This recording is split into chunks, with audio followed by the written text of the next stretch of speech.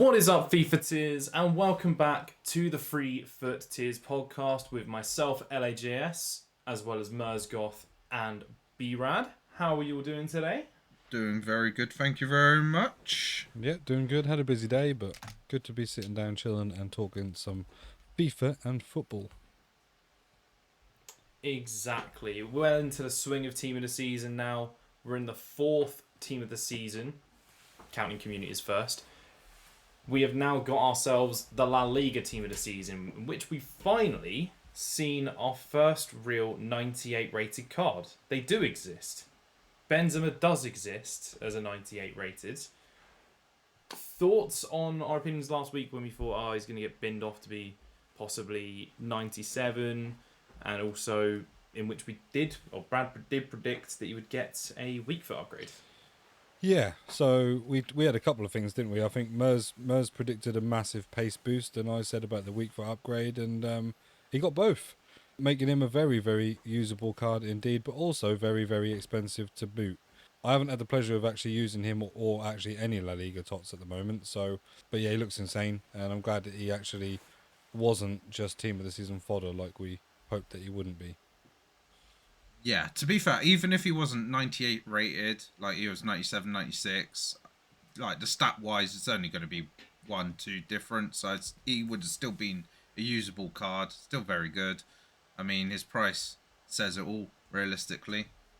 But there are definitely a few marquee players in this one that you would not be upset with getting, definitely from your red picks. I've yet to complete my champs as it stands. Mers, I know you've done yours, and I think, Brad, you're starting yours tomorrow. Yeah, I'm just going to do mine in one sitting like a psycho, as I always do, but it's because I have to prepare and stay up for my night shifts anyway, so I'm up for like probably about 5 or 6 hours from 10 o'clock to about 4 a.m, so that's when I'll be playing mine. So if you're about, give me some free wins. Nice one. Yeah, with my foot champs, I choked 11, so I got the single red pick, got a Rougeau in that. The packs is definitely a highlight. Best packs that I've had so far from champs. I've managed to pack myself a prime icon moments Sanchez in that, so that was 300k. That went into the key, so Nice. that was very good.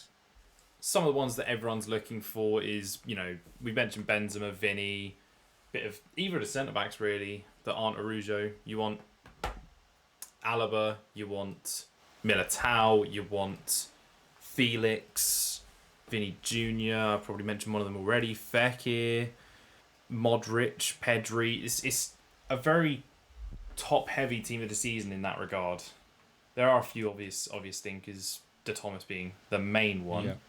But it's very, very top-heavy, and that's almost the opposite of what you could describe the second league, Liga NOS. People were expecting a bit more, I think, in terms of boosts to certain things, especially the midfield. I don't know about you guys. Like Uribe being 80s across the board, mid-80s.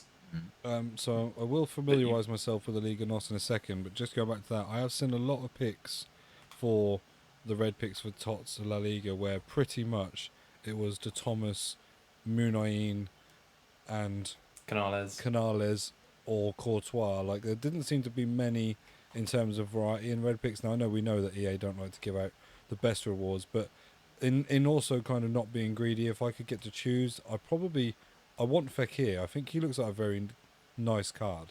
And he's not stupidly expensive. It's not like I'm asking for the world. So I'd like to see him. But yeah, let's have a look at the Liga NOS players. So obviously I know the biggest one to come out of this and is Nunez. He looks insane. He's got a very high price tag. 5-star skills. 5-star skills. 4-star weak foot. So looks very, very desirable. Pedro Porro again. I mean, I think I've got like 3 versions of him in my club anyway. And the hyperlink up to Pablo Sarabia, who's an objective on this. Yeah, Uribe, I see what you mean. Like, he's 90 rated. His stats are Hullet gang, but most TOTS kind of, certainly midfielders, are Hullet gang now. So, yeah, maybe just a bit more from him. Maybe 86 pace, 85 shoot. He's kind of middle range now, isn't he, in terms of where the other TOTS cards sit? Yeah. For me, yeah, you look at it and you see there's a few centre mids, but they're all okay. Like, you look at some weeks and maybe I'm asking too much. Maybe I'm being a bit too bit too harsh and critical here. But I look at certain cards and I think that's been juiced up to all hell. He's still got 3-star skills, does Uribe. Like, I think even if they just give him a 4-star skills boost there, it looks like a much more appealing card. Yeah, true, yeah. It reminds me of what they did with the Championship, where that was a mainly one man thing. I do like some of the cards. Rafa is a very good card. Very good card. Very cheap compared to what I'd expect him to be as well. Yeah. Like, I did not expect first day for a guy with 99 pace, max agility, I think one off of max balance or vice versa. Yeah. One's 99, one's 98. That card would be 100k or less on day one. I would have been shocked to hear that. So it fully depends how you look at it. There's a lot of cheap cards. Taremi had the Winter Wild cards that I loved. Love his team of the season. It's got some good cards, but they won't see use sort of thing. Taremi was one I was going to say, actually. Does look very nice as a striker, but in terms of links, he's, unless you've got full icon teams, they're pretty impossible. Rafa does surprise me because like a lot of people would have got certainly like a Ruben Diaz, maybe even a Cancelo in there, and in their sort of rewards for Premier League. So there would have been options to get him some chemistry. And certainly a lot of people at this point will have some form of a Ronaldo or Player of the Month Ronaldo or even João Felix from the La Liga TOTS. So, yeah, it seems weird that he's priced so low when he could fit in a lot of teams. And like you say, he does look very nice with his agility and balance. The one thing I will say about this Liga NOS team season and also the Eredivisie is if people haven't quite got much coins and they wanting to use a majority team season team, I did build a hybrid on Footbin just to see what you could build as a hybrid between Eredivisie and Liga NOS. And you could basically get 10 of the team seasons with Van der Sar from icon swaps, and the team will only cost 400k. It's basically impressive. It's got Cortez, Pedro Porro, Rafa, Taremi, Uribe, Otavio from the Liga NOS, and then it had Timber, Wijnaldum, however you pronounce that left back's name. Wijnaldum, that's it. Gakpo, and I think it was Sangara from Eredivisie, and it came to like 400k after the prices dropped down for the Liga NOS players. So yeah, like that's it. That's the element. Yeah, if you can look past the fact that these aren't necessarily the top tier team and season players, but you want to use some of the team and season players, they are very, very affordable, and you can easily build a full team that is easily accessible. Because let's face it, you could easily get 400k within 2 weeks, let's say, from just naturally grinding out this game, from doing like your FUT champs, opening up packs and stuff like that. And you probably even be able to pack some from doing things like the guaranteed team and season pack and stuff like that. Yeah, and potentially get 400 coins in 24 hours if you want to use any particular coin sites. But yeah, I mean, that is insane, because you think if some of those players were put in Premier League, then we're talking that's probably, and it would be more near 1 million team, isn't it? I probably wouldn't say to that length. I would say maybe you probably add on at least 100k onto it, because let's face it, if you look at some of the Premier League players, they aren't probably that much above what some of these players are in terms of values. Obviously, top tier players are obviously a lot more expensive. Like obviously, Ronaldo's way more than Nunez is going to be, but that's just what it is when it comes to this game. Obviously, some SBCs in there as well. We've gone and got ourselves a Ansu Fati as well as an objective. We did mention objectives for Liga NOS. Ansu Fati is a very achievable. I'm surprised that card was put out for free, honestly. Yeah, they could have probably cashed in on some people's fodder with that one, I think. I'm kind of glad after using him that they didn't, because I don't rate him. But yeah, he considering the status he's had in previous FIFAs, like, for it to be a free card is pretty massive.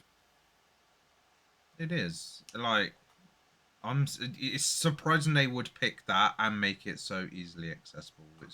not like EA. Normally they would want to pick someone a bit offshoot that maybe looks partially terrible, or just whenever you then get them and actually physically use them, actually tends to be terrible. Like there's never usually many objective players that tend to be top tier, shall we say? Well, it's not even that. I mean, look at the Premier League. We got what TOTS moments De Gea. So Yeah. we got a goalie in that one. They could easily have, they could easily have gone and give us a goalie, given us a Ter Stegen or something. So yeah, to give us actually like what on the face of it is a very very sought after card for free for your time, I suppose it is. And it is time because I did notice this time round that because of the score with a La Liga player in 10 separate games meant you didn't have to win the game, meant that people weren't quitting out. I think I got out of my 10 games, I was quitting out when I conceded, but I think I had 2 quits out of the 10 games I needed. So they went the You distance. just summed up every single objective so far. That's happened. That's happened pretty much across the board. Let's. I assume you experienced it as well, Mers. I had it with Saka. I had it with a couple of others. I don't think I even completed last week's one. I didn't do Saka. I did do Sule. Sule actually got a bit of golden goal with, to be fair.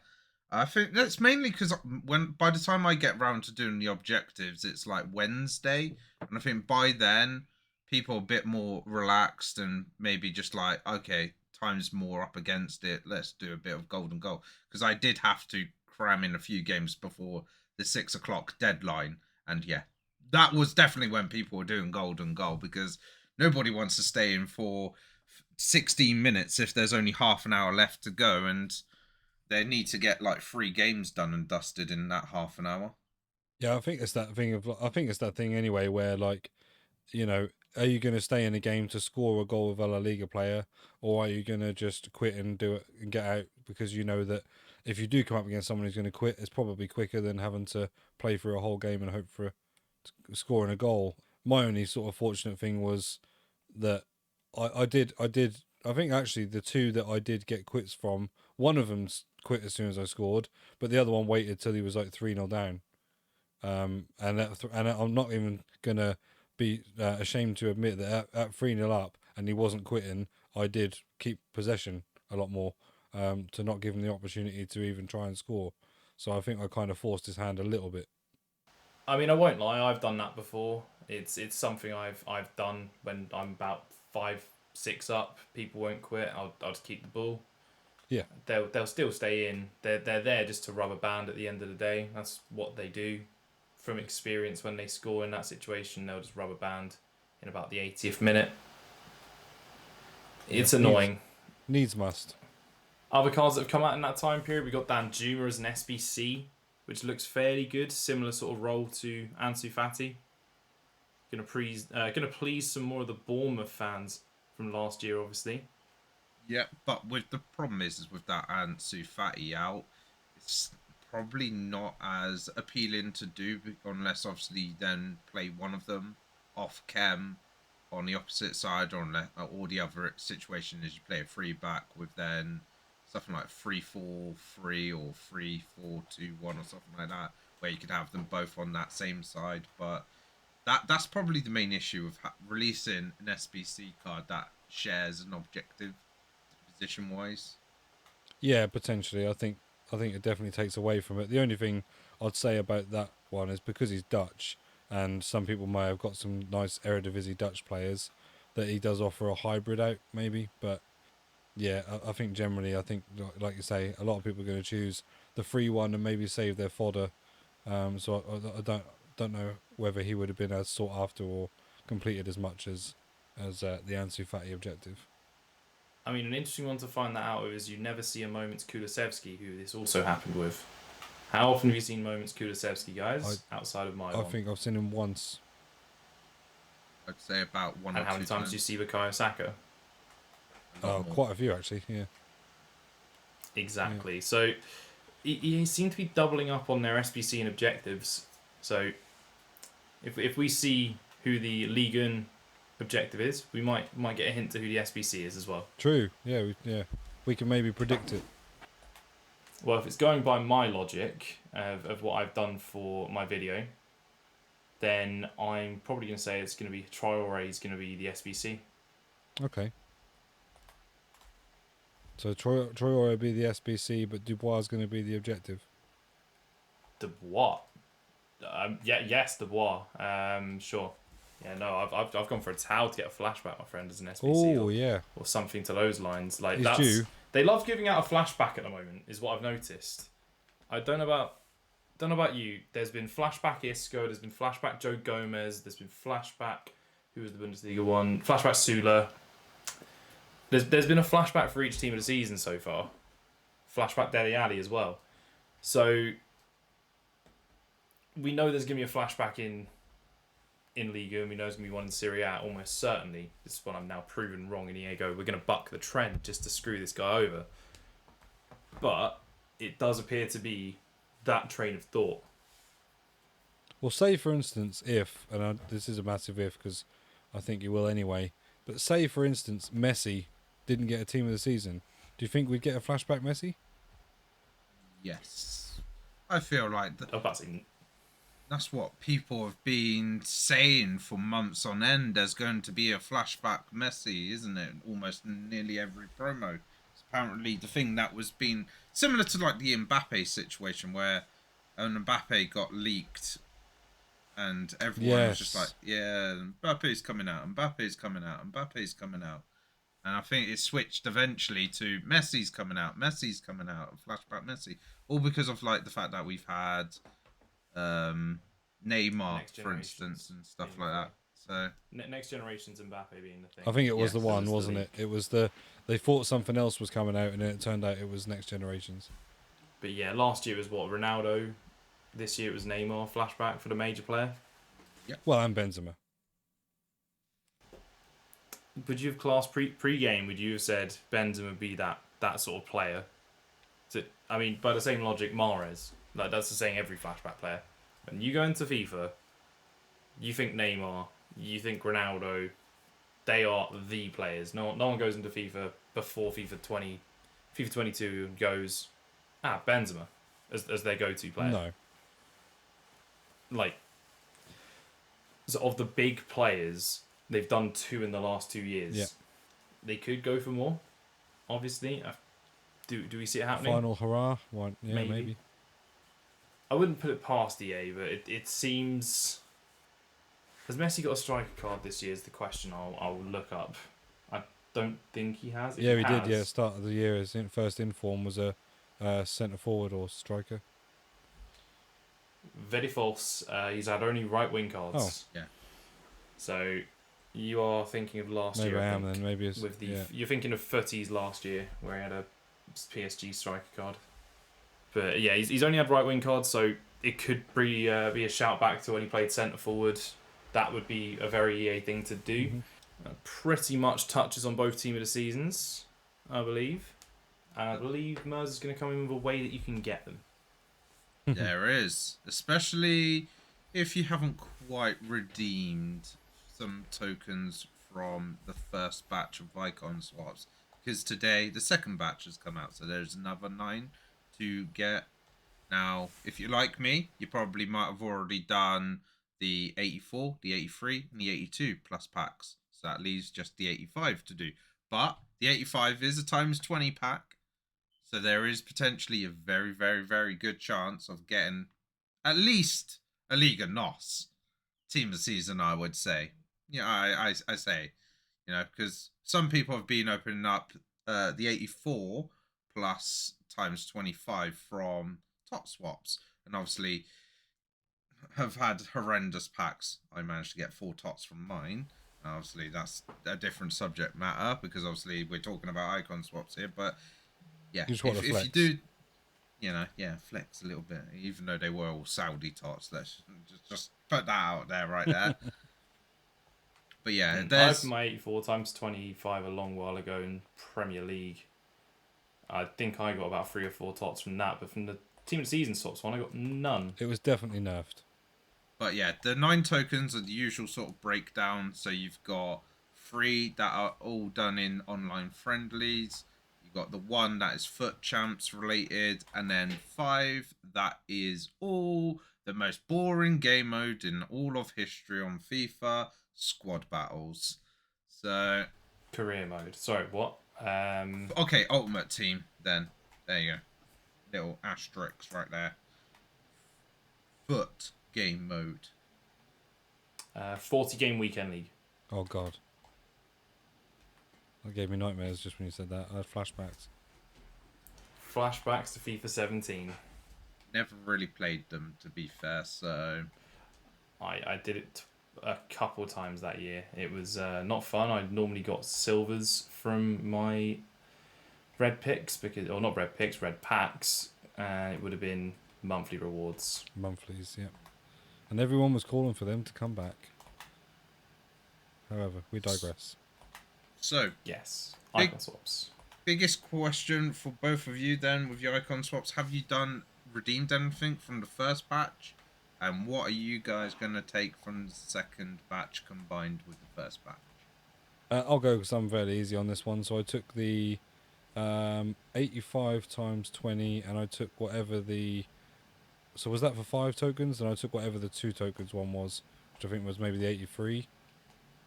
Yeah, so it's... Times 25. Because I want the Moments Eto. So I have my 2 tokens left over and I'm getting the 9 from this one and I'm getting Moments Eto to finally place the excuse for a Moments icon Henri. No, he's not an excuse. He's a very good card.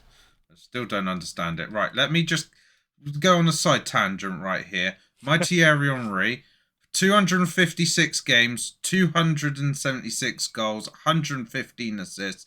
That is not an excuse for a striker. He is one of maybe 2 strikers this year that have had more goals than games played. Stat pattern. So Mers, do you want me to bring up Andre Silva as a good example of that, or do you want to just what, as in a good striker? As a good striker that's got positive contribution per game. Yeah, I mean that I would accept that. It might be yours, but Thierry Henry is mine. He's my example. He's not Brad. He Neither of them definitely are isn't Brad's. mine, no. We found that out. Yeah. And the thing is, like, it's not even like when we talk about him, like in terms of build and things like that. It can't be that because I've got the other striker I've got is Divock Origi's showdown card, and it's absolutely insane. So yeah, it's just I just don't get on with that card. I just don't think it's very good. Again, we digress. So yeah, that's who I'm taking. Moments Eto, because the guy is insane in game, and I'm looking forward to having him in my team. I've been waiting to get out of a game to see what I was going to get. I cannot remember. It's just, the typical, Luke, what are you going to take? Of course, I'm going to take the really, really, really expensive thing just for content. So kits? I'm... No, that's during... That's like the team of the season swaps and stuff like that. There's no kits in that. So I'm taking the 93 attacker / mid-icon moments player pick. Oh, okay. For 17. Ooh. Skipping all the fodder, going all in, and hoping for the content, basically. For you guys, well, hoping for Puskas, yes. What am I getting? Who's 93 rated? Alan Shearer? Stoichkov. Stoich wouldn't be bad. I do not want to hear slander of Stoich. Let's take a look at the 93. Van Basten looks okay, but it's not what you want. So midfielder attacker 93 rated and above. Oh, Sanchez. Yes, that screams it right there. Mers is just coming with the bold prediction of who I'm getting. Oh no, sorry, I've got the answer. The real answer: duplicate Rivaldo. Yeah, that would be nasty. That would be a big rip. I mean, good fodder, but yeah, not what you want. No, not at all. But yeah, that is it with icon swaps. But there has been some interesting going-ons in the world of football in the past week, hasn't there, Brad? Well, yeah, interesting is a politically correct way to put it. It's not things we want to see. So we will obviously get on to the results that have pretty much related in these incidents happening. But what we're talking about is the on-pitch antics that have happened. Now, the first one to obviously happen was the Patrick Vieira incident in the Everton Crystal Palace game. So for those who didn't see it or don't know or have missed this, Crystal Palace looked like they were going to put Everton back into the relegation battle, but they couldn't seem to hold on to a win. And Everton came back 3-2 in the end, and afterwards absolutely stormed the pitch, in which there is an incident involving a guy who goes up to Vieira very, very aggressively in his face with his camera and gestures towards him as well. Vieira retaliates, sort of grabs his shirt, kicks out at him. The guy falls to the floor.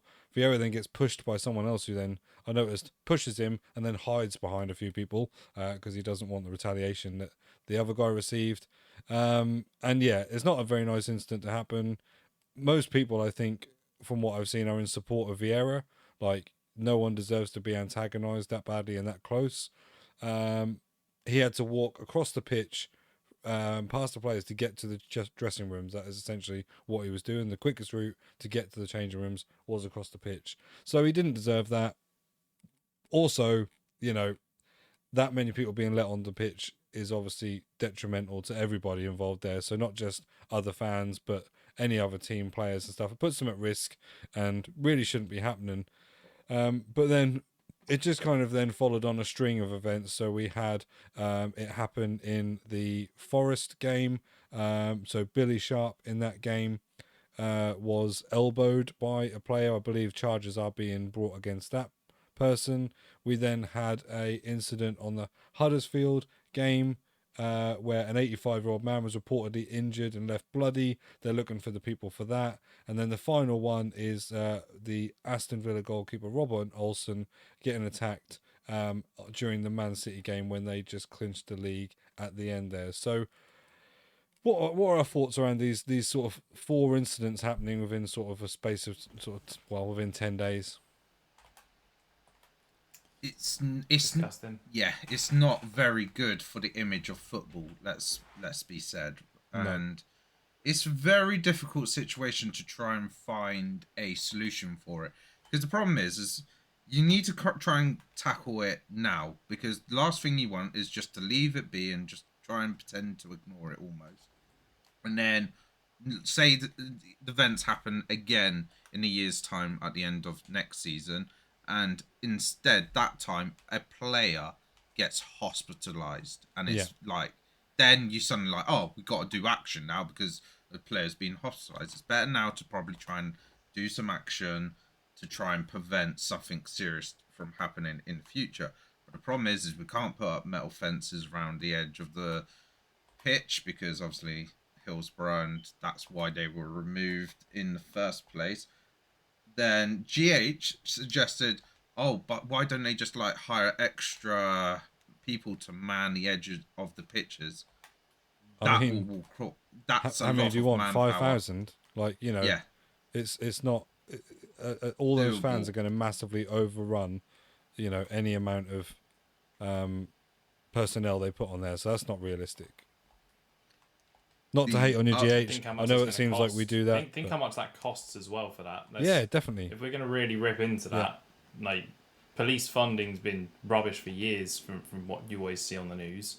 So having extra police at games, with how many games are on up and down the country, it's not going to happen every game. It's always in the important games, but still, it's going to be a sort of running costs. And realistically, you'd think something that should be a waste of police time. Yeah. But that's like medical cover in a way, isn't it? Like, it's always there as a caution. Like, we provide medical cover. East England Ambulance Service provide medical cover for the Norwich games, and not, you know, often the vehicles come back and they're not used. Great, that's what we want. But, you know, someone's paying for that for contract. Same would be for the policing. Where do you get the numbers from? How do you know? For instance, yes, it is going to be a waste of time. Will you find incidents that happen that day where police could be put to better use? Of course you will. Will that then be criticised? Of course it will. So it's not, it's not any way to be able to resolve that. If you've got wasted resources, people are always going to have something to say about it. and it's definitely not the solution to this problem. The solution is bans, fines, education, all that sort of stuff. And unfortunately, you also are never going to actually ever get past hooliganism in some form or way. It's just what some people go to football for. Another potential form of tackling it is to maybe, I know it's not necessarily the club's fault because obviously it's the fans, but then maybe imposing penalties to clubs that have pitch invasion. So like saying, right, next season your team will have an X amount of points deducted, so they start the season with a lower amount of points, because then suddenly the fans are going to be like, oh, but do we want to affect our chance? Like, if it's a smaller club, does that mean we are going to encourage the chances of us getting relegated? Or if it's Man City, would that potentially mean that costs us the league? Yeah. It might make fans think twice. I know, probably it might not, because idiots are idiots at the end of the day. But also, I think smart people are smart people, because what you could see, my mind's already gone to this. When I see rules, I always think, oh, what's the loophole? Final day, Mers, Spurs Arsenal. Not saying that that's a fit, but go to the Spurs game at Carrow Road. A bunch of Arsenal fans go there and decide to invade the pitch, impersonating as Spurs fans. yeah, Spurs get a points deduction, Arsenal get top four. People will find loopholes. Yeah. That's the problem that you have with But certain situations like that. So but the thing is, there's never a cut and dry. You can never organise that in secret. There'll be physical evidence of that kind of stuff being done. So then, obviously, an investigation could be done, because you wouldn't just instantaneously deduct the points. You would conduct the investigation first. So investigation could be done, and then it could be shown that it was the Arsenal fans, and then the punishment could potentially just be put on Arsenal instead. Very, very true. Again, I think that's going to be resources again, though, isn't it? At the end of the day. Yeah, but investigation wouldn't be as much resources as getting 5,000 officers or something like that. No. To man. I think, like we said, I think in some ways you're never going to stop it, but something needs to be done to be seen to be doing something. That's what it needs. It needs some action needs to be taken. It's not necessarily going to combat the problem, but something big needs to happen to change this culture of fans being able to willy-nilly invade a football pitch and cause potential harm to players and fans alike. Because it's not about us changing that ever happening ever again, because it's not going to. But it is not a safe or practical way to manage a game where 5,000 people or so can suddenly get themselves onto a pitch and invade a pitch. Like, it shouldn't be happening. Like we said, can't go back to the fence because of what happened. But something needs to be happening. Whether it's, I don't know, whether it's a different way to filter players quickly off the ground before people get there. I don't know. There needs to be something. Access and egress, maybe. Because the thing is, what I've seen from Roy Keane, I think it was, on Sky, talking about how people forgotten how to act since COVID happened. People sort of have. Pitch invasions happened before. They were very, very scarcely violent. Yeah. But these pitch invasions four pitch invasions have happened. 4 have ended with either someone injured or someone attacked in some way. I mean, I remember seeing the ones about, what was it, Jimmy Glass for Carlisle when he scored the keeper in early 2000s, 90s maybe. The famous one of that happening, that had a pitch invasion, that kept Carlisle in the league. So they've happened before, they've happened many a time. What was it, Watford promotion game with Deeney? So many times it's happened before, but now people are turning violent, and it's very weird. I just think... So I don't think I'm fully against pitch invasions happening. The emotion on the day, it's fine, it's passion, but is taking it too far, and it's people just taking it too far. I think generally though, just as we've gotten like, and this is gonna make me sound super old, but as the years have moved on, as we've all gotten a bit older and things, I think people have less fear now of repercussions and things when it comes to policing and when it comes to what might happen with them getting caught. I think people don't have the same fear that they used to have of like a police service. So I think that kind of factors in that like people see other people getting away with things and think, well, well, even if they do catch me in this, I'm just going to get like a fine and a ticking off or some community service or things. There's nothing ever seems to go that well punished anymore. And so that's where, in a way, that like what you're saying about punishing the club with points and things may well work, because you're hitting them like with the passion, you're hitting them in the passion of where they feel about that team.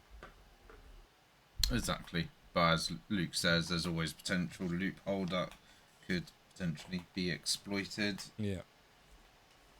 Let's just face it, financial fair play, for instance, is a rule that was put in place, and clubs have found a way of trying to get around it a little bit.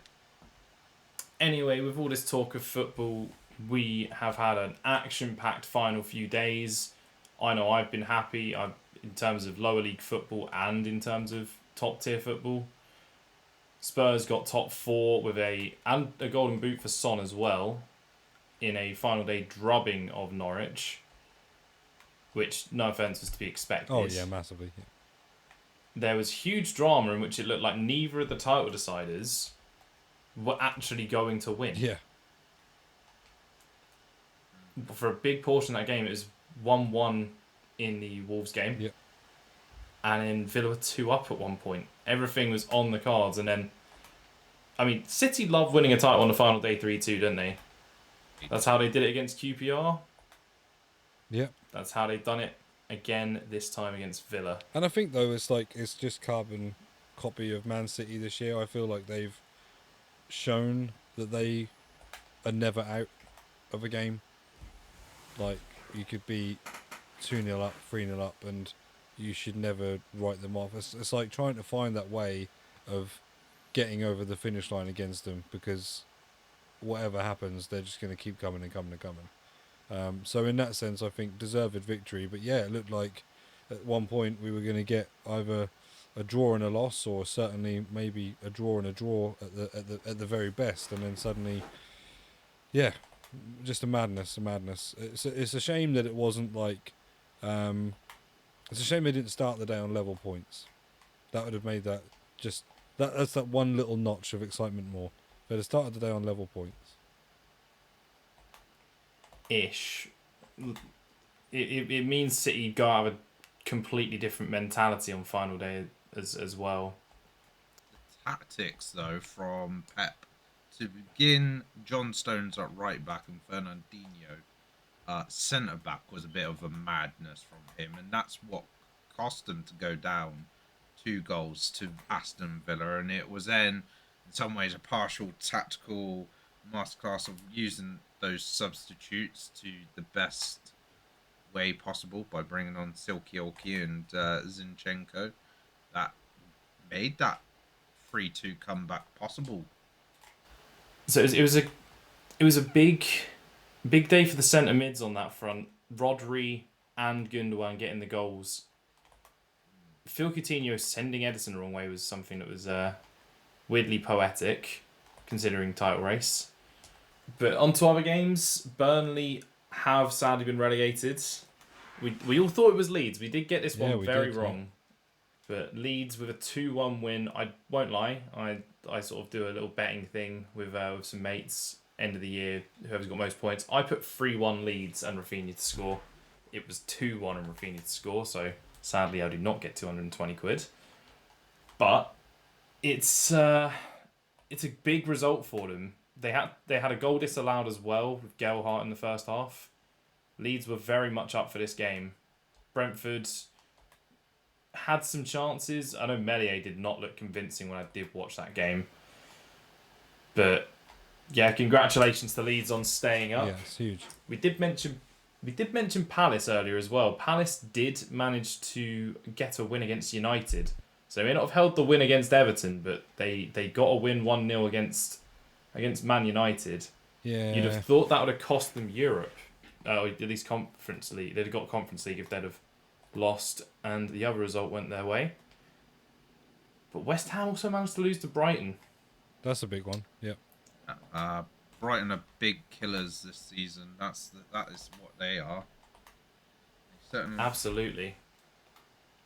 Be interesting to see what Brighton can do in the summer transfer window and kick it on for next season. Because if they can do it against the smaller clubs, you could potentially even see them going into maybe the top 8 or something like that next season.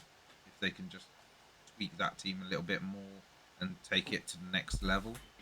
Brighton are always that sort of team. They always have the XG. It's the whole Graham Potter, almost football hipster-esque sort of opinion to sort of back Graham Potter and Brighton to do well. They always seem to slip up in really silly matches. They're almost, to compare them to my team, they're sort of Tottenham-esque. Tottenham seem to get points off the big teams and then trip up against. They lost 3 points to Burnley, for example. They dropped points to Brighton, which, considering this comparison, is probably not kind to Brighton. But they also dropped points at Brentford, etc. It's the smaller games where there's a low block that they struggle, and Brighton outright struggle for goals. Period. The end. Don't tell United fans that with 4-0 the other week, but if they can get themselves a goal scorer, then they would be absolutely a team to consider for your top half, maybe even more predictions.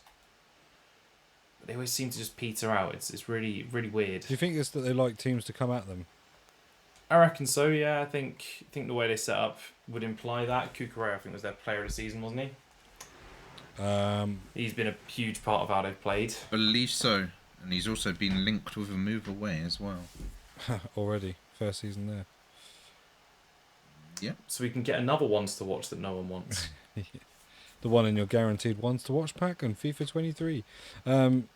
So I think they are a great team. It doesn't surprise me that Man United didn't get the win on the final day. To be fair, I feel like they are in a very weird sort of position right now where they're kind of getting ready for next season already. I think they've been there for a few weeks. So it's kind of interesting, but I mean, they needed to get at least Europa League because it's always that way. I think that certain talent, and we spoke about this with Arsenal as well. I think certain talent is kind of that want Champions League football will not go to a team that's playing in Europa League that upcoming season. So you get that kind of ceiling of this is the players that we can get, and it stops there. The next level up, they want to go to bigger and brighter things, and you miss out. So. And we've heard that he is going to make some moves. He's looking like he's going to try and bring some of the old Ajax players over with him. So, yeah, it'll be interesting to see what they do in the summer transfer window. That is a period of football that I love as well. Speculation and moves it's what I love to see. The most crazy news stories of people moving to teams that are just never going to happen. Exactly. And do you know what? I think the stat is that this is the first time Ronaldo's going to play in the Europa League if he stays.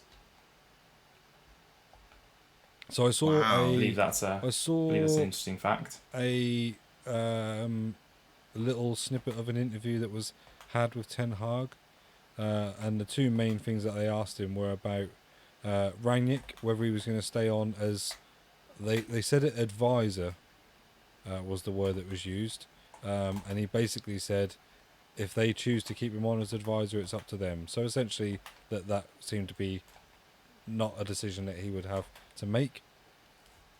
And the other part was about Ronaldo and whether he features in Ten Hag's plans. And he basically just said, of course, he's a proven goal scorer. He would feature in my plans if he wants to be there. And that is a discussion I will have with Ronaldo before I have that discussion with you. So it doesn't seem set in stone that he's going to be there. It does seem that there's going to be a conversation between them two. I imagine in that conversation he's gonna want to keep him, because even if I hate to say it, he's not getting any younger. However, he probably is the fittest. He's not a 37-year-old or whatever he is in body type, is he? He's more like a 26, 27-year-old. But he, isn't going to be maybe playing every single game for them in every competition. So he will get rested a lot more this upcoming season if he stays at Man U. So I think that's a discussion that will be had. And I think his new family lifestyle may factor into his decisions as well. Talking of people over the age of 37, Zlatan Ibrahimovic and Giroud have just picked up their first Scudetto for AC Milan, I should say, in I think it was 12 years, 11 years since AC Milan last won the Scudetto. So that's pretty impressive for them, especially when most people have wrote them off. The Milan derby was just massive, wasn't it? It was massive. Well, the one that killed off Inter was that one we spoke about a couple of weeks ago. That goalkeeping blunder, gift wrapping it to them. Yeah. Those are sort of the main talking points I can think of. I don't know if you guys have got anything else outside of me talking about my local side. No, I think that's it, because obviously most of the other leagues are wrapped up already. Exactly. So my local team got promoted from the Conference South. Dorking Wanderers won the playoffs. So that's a positive for me. Nice. So what? They left it bloody late. They conceded in the 92nd to be 2-1 down, and then scored in the 98th, and then scored an extra time to win it 3-2. So it was definitely a nervy day. And Andre Silva lifted the... I can't think of the name of the cup. What is it called? God, the DFP Pokal. Oh, yeah. DFP Pokal. RB Leipzig ended up winning on penalties. See, so teams that you do support can win silverware. There you go. Hopefully this is a sign. Nice. It's a sign. I mean, to be fair, on a previous episode, I've described myself as a curse, so maybe that's lifted, and maybe we can be happy if Antonio Conte to do well or something. But I'm not going to get carried away yet, because it is Tottenham. Yes, exactly. Same with Arsenal, Never know what they're going to do. Can be a bit unpredictable. Well, and I just thought... and I've just seen it put in that Hertha Berlin have just stayed up in the relegation playoff in the Bundesliga. Wow. So Hertha Berlin stay up at Hamburg's expense. Hamburg, who'd never been relegated, I believe, before obviously the relegation. But I think this is their third season out of the Bundesliga now with Hamburg. Okay. Something like that, yeah. About 3 or so seasons. It's certainly been a few years. Well, and then the only other thing to talk about in football is I just literally went onto the gossip page just because I wanted to see whether any of your clubs were currently linked with anybody as a like one of them a very out there kind of potential summer signings, and got reminded that obviously the other big news is Kylian Mbappe. Yeah. His ridiculous contract. Pledging his allegiance to PSG for, what was it, 300 million? I saw 300 million, 3 years, the ability to sack managers, the ability to sign and sell players. Yeah. He's basically a sporting director. Yeah. Insane. I understand why they've wanted to keep him. He is probably he's probably going to be, as soon as Messi and Ronaldo go up the ghost, he's going to be the best player in the world, isn't he? So, yeah, insane. Everyone thought he was a shoo-in for Real Madrid, and yeah, he's done a U-turn. Wants to play another season at least with Messi, I guess. No, he doesn't want that. He wants the stupid amount of money that they've offered him. Well, that's true. Yeah. It's not for footballing basis that he's staying. It's not anything to do with Messi. It's the fact that they're paying him 100 million per year after tax. Yeah. If it was that, though, do you not think that Newcastle could have topped that? 100 million after tax? I mean, maybe, but then they've got... Would you stay with a team that actually look good, or the side that could take a couple years and no, you might as well just stay loyal to the ones you are at the moment. Yes. Yeah. Biggest problem with this deal is how many players across Europe that's going to encourage to make them run down their contracts in the hope of super bumper contracts and stuff like that. Because remember when Dembele got signed from Dortmund and Neymar got signed by PSG, and that the super massive like prices on them affected the market, and like suddenly overnight every transfer suddenly had to be like ridiculous amounts for big name signings. Yeah. Could end up seeing something similar happening with contracts right now, and it would be a shame because the problem is it's not really affordable, because it's 400 million that they've essentially spent on the sign-on fee and also the contract itself. And I heard PSG make 536 million a year, I think it is. So that is pretty much 3/4 of what they earn in a year that they've just had to spend on one person's contract. That's not even cost effective, surely. Where's the financial fair play in that? Oh, Christ knows. I mean, La Liga have reported it. As we said, there'll be a loophole someone's found before they've put this through. So They probably signed a new sponsorship deal with whichever country owns bloody PSG for some like new watch sponsor or new sock like sponsor or something like that. Yeah. That's worth like 100 million just to pay for the contract itself, and then they'll probably have others to pay for the sign-on bonus. Yeah. Well, I mean, they sponsor the World Cup because I believe they're owned by Qatar. I believe it's Qatar that owns PSG. I'll gladly be corrected. I believe that's right. But not as rich as the Newcastle owners, though. No. Who is, though? Yeah. Who is? Nobody.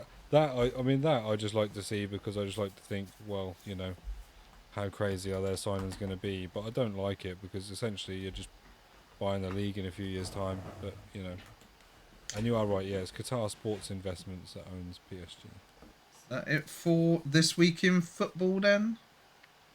Think so. Yeah. Right, let's get into the Q&A section. So, I've written down on my whiteboard some of the questions over the last few weeks because of the fact that we missed out last week's Q&A. So we're going to start off with Elmo, and I think the fact that we've had an extra week is good for this question. So he has asked, what do you think of the content for Team of the Season so far? What would you rate it out of 10? And do you think there's any improvements that you can suggest that could have been made to Team of the Season? So let's start off with the first part, which is obviously, what do you think of Team Season so far? I think, for me, it's probably one of the best Team of Seasons so far. Yeah, we've had. I'd agree. I think it's been pretty good. Yeah. Luke? It's been alright, yeah. Not as good as the actual Team of the Season so far from FIFA 20. God, talking about Team of the Season so far, that's the only true Team of the Season so far. Yeah. Terrible jokes Yes, on demand. Yeah. The wording of that was, just too good to not bring that up as a legitimate promo. But it's been right. I'd say it's like I wouldn't say it's been outrageous. They've got to sort of go on top of each other. SBC price has been fairly lenient. So I'll be somewhat lenient and give it like a 7. Brad, rating out of 10? I think I'll probably give it an 8. I think that there's been... I like the fact that there's been a lot of SBC players for people to be able to do for different teams that everybody has, but also I like the fact that they have introduced a lot of different upgrade packs for people to be able to get players with each one. I mean, like we said, we've done the 80 plus doubles in Pack to the Future this week, but there's also... and they're La Liga specific, sorry, I should mention. But there are then, on top of that, 80 plus player picks, and also a premium La Liga upgrade, an 81 plus times 7 La Liga upgrade as well. So I think I like that. I like that they've introduced like specific ways for you to get more TOTS in using some of your fodder if you save packs or open packs and things. So yeah, for that, it just bumps up to an 8. I like the objective players. I just think, I don't know, just some. I mean, it was almost expected for Fatty because obviously the caliber of card he is. I just don't like Pablo Sarabia. I don't like these kind of things where it's like score 20 goals, score using Spanish players separately, win 10 matches in any FUT game mode with 3 La Liga Portugal players and 3 Liga Portugal players and 3 La Liga players in your starting squad. Then there's play 15 matches in any FUT. I just think there's too many different things there. I prefer the ones where it's just like playing La Liga Links with a La Liga team. These are the things you need to do. Where there's loads of different things across different things, it's too much for me. I don't. For me, I'm gonna say an 8 out of 10. I think in terms of the content side of things, top swaps as well. On top of that, so that's been quite a good thing to have alongside the team season at the same time. I think generally speaking, the selection of players that they've put into each of the team season, well, especially the main leagues anyway, have been pretty top notch. Even like the lower end, they've brought up the ratings there. But I think what's bringing down the score is the fact that the upgrades that they've done on versus like the highest possible cards that everyone's pretty much already got is less in comparison to previous years. So it's probably brought down the overall quality of the team and season players down a notch. But like in terms of the content and everything like that, they've brought that up to another level. So it's kind of balanced it out a little bit. But in terms of what I'm going to say next for the improvement side of things, it's down to the FUT champs. I think what they've done with FUT champs in terms of the rewards has been a bit of a kick in the teeth, especially when faced with how they've done team FUT champs so far this FIFA. I personally think 9 wins should have had 2 red picks out of 3 players, and I think 11 wins should have been 2 as well, but it should have been out of a 4 selection. So just like brought it maybe more in parallel to what it was in previous FIFAs if they wanted to make the changes to match that sort of thing. Okay, I'm probably not so bothered now about the fact that they didn't change the team of the week pack to the team of the season pack.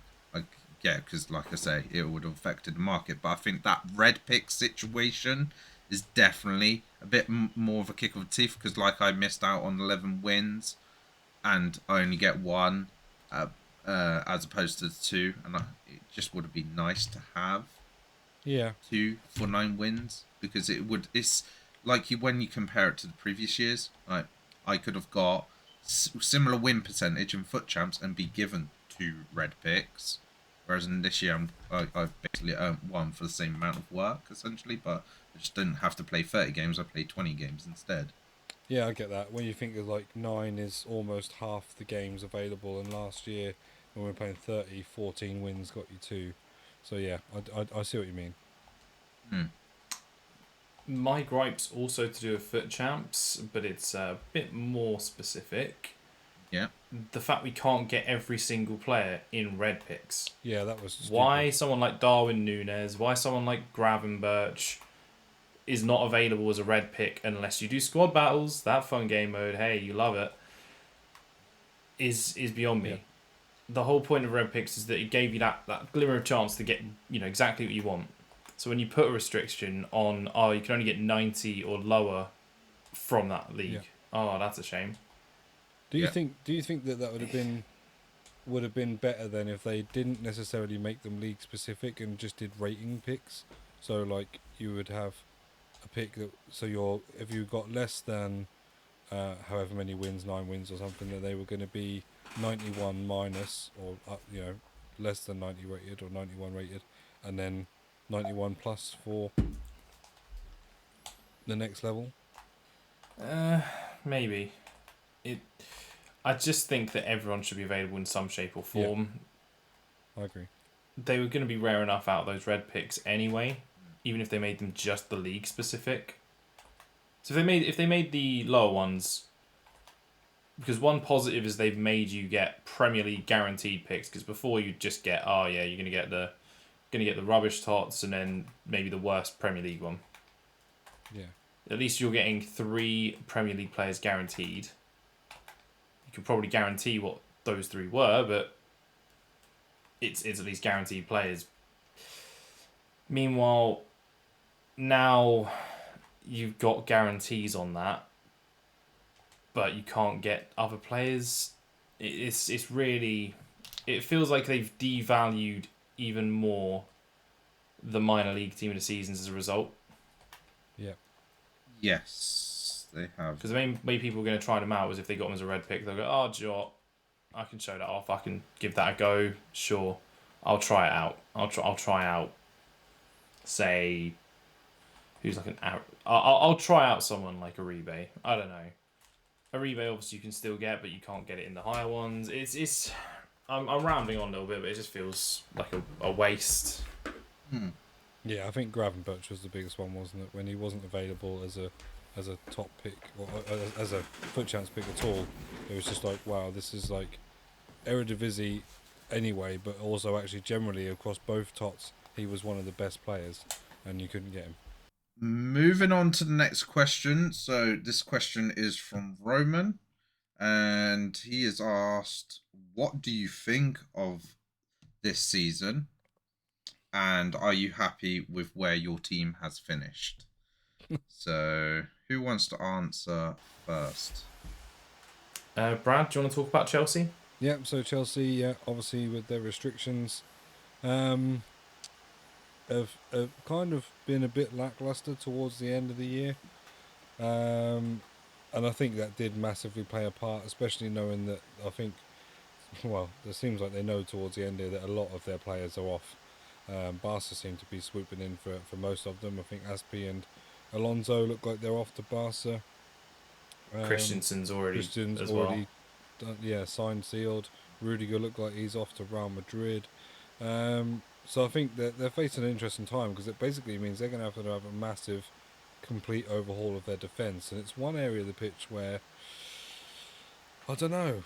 It's a dodgy thing to go in with a brand new defensive back line into a new season. I know they have some pre-season, but really Thiago Silva's probably going to be the only player that's played, a full Premier League season amongst other people. Trevor Chalobah. And Chalobah.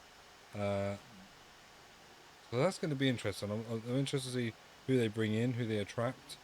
But then going to my home-based team, so obviously I live in Norwich, or I live just outside Norwich now, but I've lived in Norwich all my life. Was expected, I think. Unfortunately, it's just the same old story. When you come up, and I feel like you don't play the same way every week, and you don't make. I mean, they made to be fair to them, they did make some team-wise investments this year in getting Rashika, getting Lise Malou, getting Brandon Williams, getting Gilbert. Gilmore. They did make some moves to try and keep themselves up. The problem was they didn't come up with a. I realised I said Gilbert. I meant Gilmore. Sorry. They didn't play in a way that meant this week we are coming like they played when they play in the Championship. They seem to play attacking and they go aggressive at players, and they might concede goals, but they pick up goals and generally outscore their opponent. And that's how they seem to have gotten up the last couple of times. And then they come to the Prem and they just don't seem to know what they want to do week in, week out. And I think that's what needs to work on, as well as investing in the team to try and stay afloat. You need to come out and have a clear-cut way of playing, and they haven't this year, and it's cost them. Definitely. From my perspective, obviously Arsenal missing out on Champions League is obviously. So I can't say I'm happy from that point of view. I've got to say I'm a little bit disappointed. But in terms of the overall season, I'm happy that we finished 5th in some ways. Very close to getting Champions League football. Especially when you consider how our season started off. Those like back to back like losses are sat at the bottom of the table. However, it turned around We climbed the table. Yes, we choked it a little bit. We've had our highs, we've had our lows. But there's positiveness because the fact is we have what I think it was the youngest squad or one of the youngest squads in the league as well last season. So that gives room for improvement over time. Now all we got to do is maybe bring in some experience, bring in some squad depth, and next season could be a good one. But beyond from my team, I also think this season has been absolutely amazing. Like, typical, obviously, 2-horse race at the top of the table, but the fact that it went down to the final day is a great thing. Like, that's what you like to see. You don't want to see, like, the title being decided, like, a couple games before the end. Plus, elsewhere, the fact that there was still that fight for the top 4 between a couple of clubs and European football, and then at the bottom of the table. So there was always that constant battle going on pretty much almost everywhere on the table. So it was amazing. I can confirm, sorry to butt in, this is a stat I had heard. It was the first season in the Premier League that every single team could swap positions on the final day. Yeah. So that's in what some I shape like. or form. That's what I like, is the fact that there's something going on pretty much anywhere and everywhere. And I think it's pretty much been one of the best seasons, definitely recently, let's say. What about you, Luke? I'm shocked Spurs got top 4 with someone like Emerson Royal at fullback. He has been good in recent times, but I don't know how. Conte seems to work wonders with bang average fullbacks. It's a genuine surprise, but it's also something to build on. Do I think Spurs will suddenly have like a miraculous season or something like that? I don't know. I'd like to think Spurs will win a trophy next year. I'd like to, but that's like hoping you win the lottery. But we've had a good season in general, considering where we were. Considering we had the situation with Nuno, we were top of the league when Arsenal were bottom of the league. That was a fun sort of little stat, but you got to look into it a little bit more than that. In the fact that we weren't scoring goals, we had that crisis, and we've somehow still got top 4 because Arsenal, inexperience at the end of the days, and lack of depth. United just collapsed. We've been very fortunate to be there. Leicester, who are normally top 6 and would be wanting to pounce, Fofana was injured most of the season, they struggled. We've sort of been the best of the worst this season, but you'd hope to build on it from a sort of a confidence standpoint. Yeah.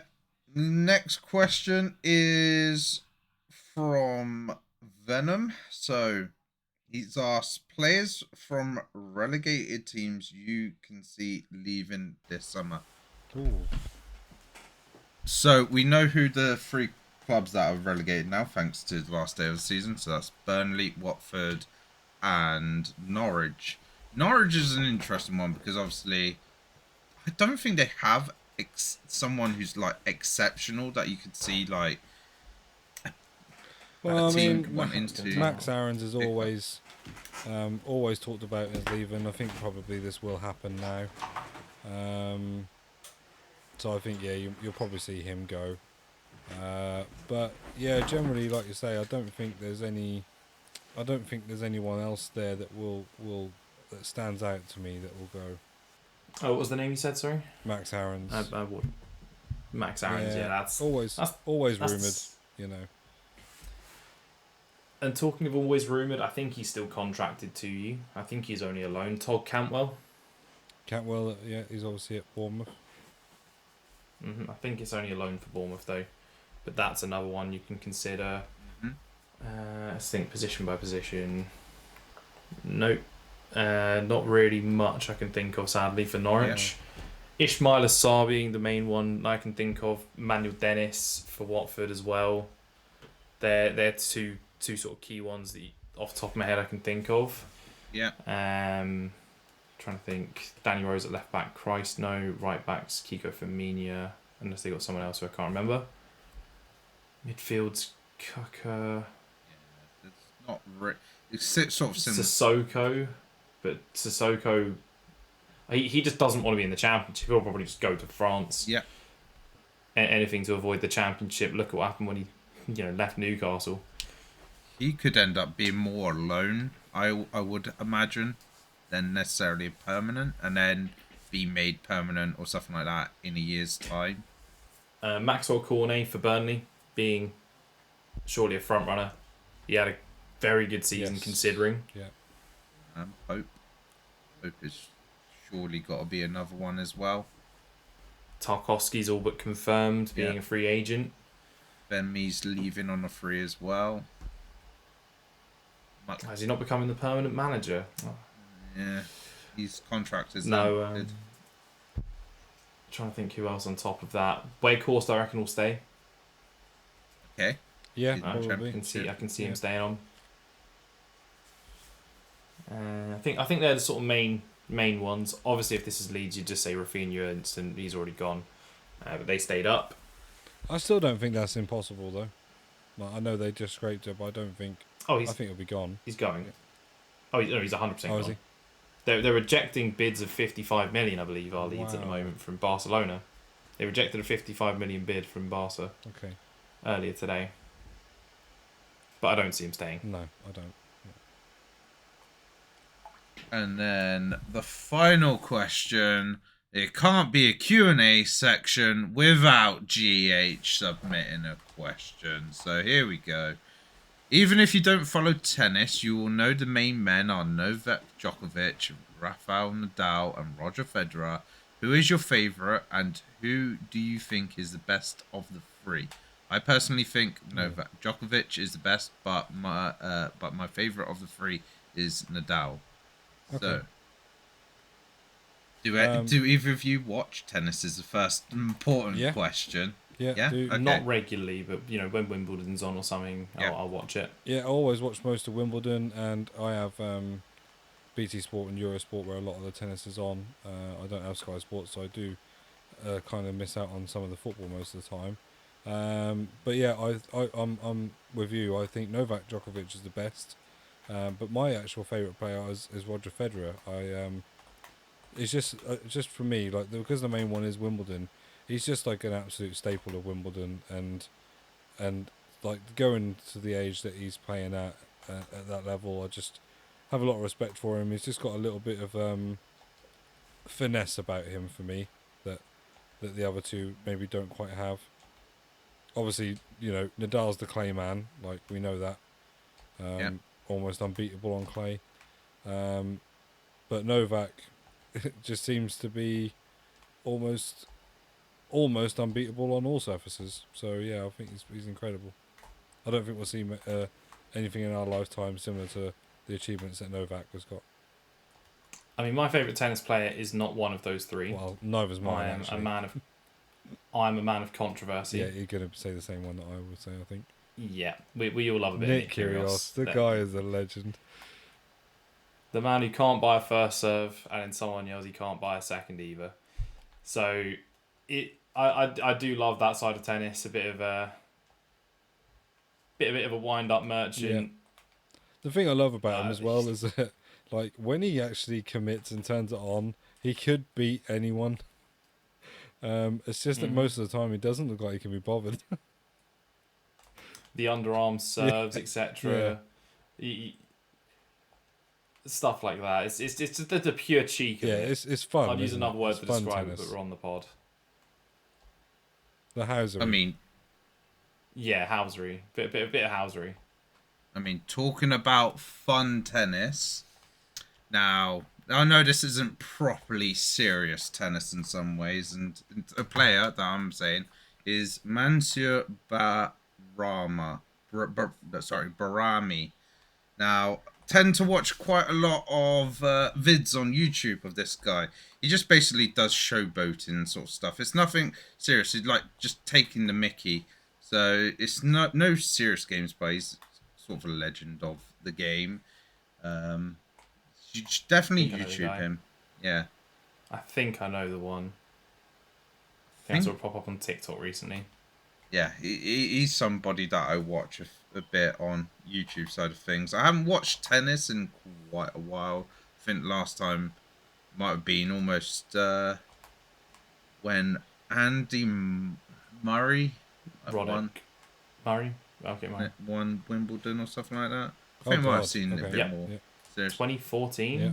Long time Yeah, ago. it's been Pre-hip a operation. That. while. So. Yeah, we're not going to see that in our lifetime now. You know, he has had a very, very serious injury that most tennis players wouldn't even be coming back and playing. So, yeah, he won't reach those heights again. But fair play to the guy. Like most people would have retired, he's still going, still putting up a fight. So, a lot of respect for that. Mm. But to answer the question, if I had to pick between the three, I would say my favourite is Nadal. And I think the best, Roger Federer. You got to look at the overall competence over such a period of time. Mm-hmm. I get why people would say Novak based off of the fact that he's got similar amount of Grand Slams in much shorter period of time.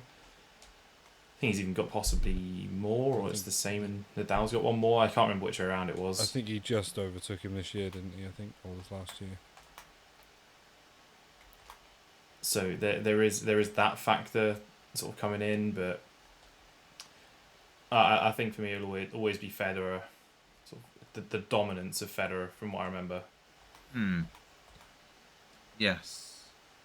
For that a long period of time, basically Federer and Nadal were basically the Ronaldo and Messi of tennis before Novak. Before Mbappe showed up on the scene. Yeah, basically. The thing as well is like I remember the time before that when it was like Sampras and Agassi. So, like, there was still some great tennis players around, but it's just like anything, there's an era, and that era will just surpass everything, and that's what we're in now.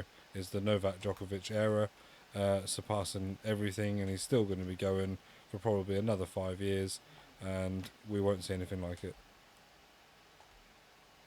It's like Lewis Hamilton, to put it in like a perspective. Like I don't. What loses to his teammate every week? But I mean, like in terms of accolades, like I don't. Do you see anybody getting anywhere near his accolades in our lifetime? Yes, Michael Schumacher.